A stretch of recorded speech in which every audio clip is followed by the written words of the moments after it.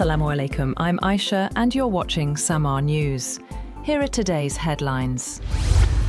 Iran has attacked and set ablaze an oil tanker off Dubai in the latest escalation around the Strait of Hormuz. Authorities say the Kuwait-flagged vessel Al Salmi caught fire after a drone strike, but the blaze was contained with no injuries or oil spill reported. Iran's Revolutionary Guards suggested the intended target may have been another vessel nearby, highlighting growing risks to commercial shipping in the region.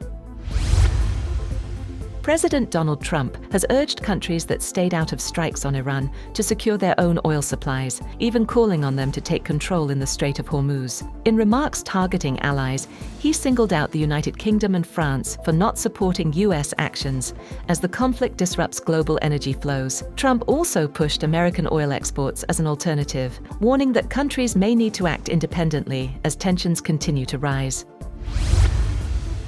U.S. Defense Secretary Pete Hegseth says the next few days in the Middle East conflict will be decisive. Speaking at a briefing, he claimed U.S. and Israeli strikes have weakened Iran's military, triggering desertions and shortages of key personnel. Hegseth said Washington now holds the advantage, adding that Tehran has limited military options as the conflict enters a critical phase. He also said that Washington is closely tracking support from China and Russia to Iran and is prepared to confront it where needed. He did not detail the actions, but said the US is actively mitigating and responding to any such involvement. US Secretary of War Pete Hegseth has said that President Donald Trump is seeking a deal with Iran, but warned that Tehran must act wisely. During a joint briefing with General Dan Kane, Hegseth said, if Iran showed wisdom, it will make a deal, adding that failure to do so would result in intensified military action. He also urged Iran's new government to act more prudently than its predecessor. He warned that if a deal is not reached, the war will continue with greater intensity in the coming days. The officials described the current phase of the conflict as critical, with limited options remaining for Iran. Hegseth and Kane said that more than 11,000 targets in Iran have been hit so far, while Kane stated that Iranian missile manufacturing sites are among the key targets being struck. US President Donald Trump has told aides he is willing to end the military campaign against Iran, even if the Strait of Hormuz remains largely closed, and leave a complex operation to reopen it for a later date. The Wall Street Journal reported that in recent days, Trump and his aides assessed that a mission to pry open the choke point would push the conflict beyond his timeline of 4 to 6 weeks. He decided that the US should achieve its main goals of hobbling Iran's Navy and its missile stocks and wind down current hostilities while pressuring Tehran diplomatically to resume the free flow of trade.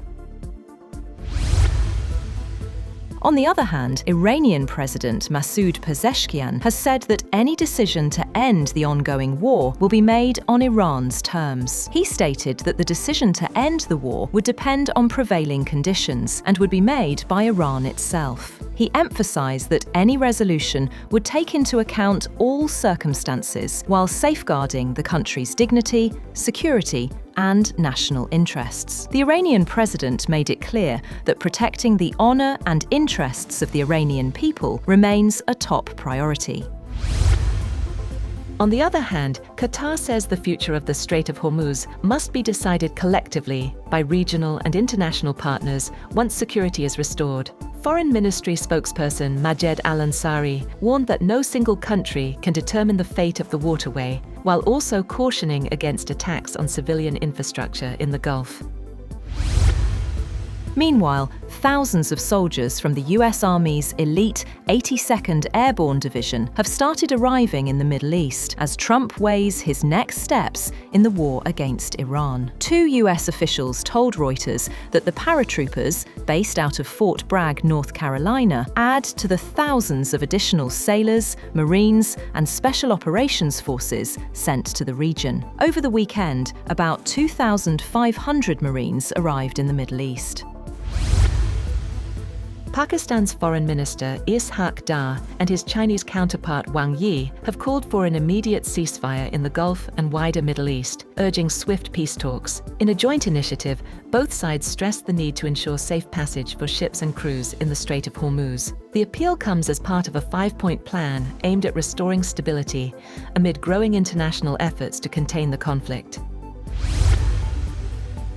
People in Iran accused of spying or cooperating with hostile states are likely to face the death penalty and confiscation of all assets under a recently enhanced law, a month into the war with the United States and Israel. An Iranian judiciary spokesperson said that even sharing photos or videos that could aid enemy targeting may be treated as intelligence cooperation. Iranian media have reported more than 1,000 arrests over the course of the month related to individuals accused of filming sensitive locations, sharing anti-government content online, or cooperating with the enemy. That's all for now. For more updates, visit www.samar.tv. Thank you for watching Samar News.